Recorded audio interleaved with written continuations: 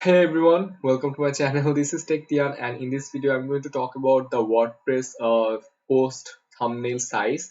So you can, when you enable the support for post thumbnails, you can actually get one of five sizes. When you do this, add theme support and get this, and you can get actually one of these five sizes. You can get either thumbnail or medium large, large or full. So this is the original image resolution. When you upload an image, it will be the image that you will get with full, and you will also get these four as well. So if you see here, you can see the resolution, different resolution for different sizes.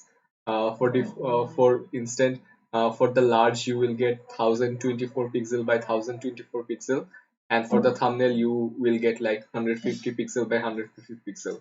But what to do when you will need something custom, like if you want to have a picture of 200 pixel by 200 pixel, what do you do? Because there is no size mentioned here for 200 pixel by 200 pixel.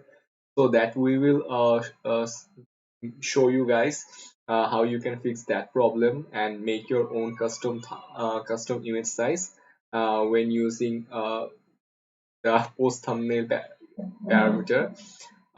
So yeah, I'll be seeing you guys in my next video. Just keep in mind that when you are just dealing with WordPress, you will get these and these five sizes.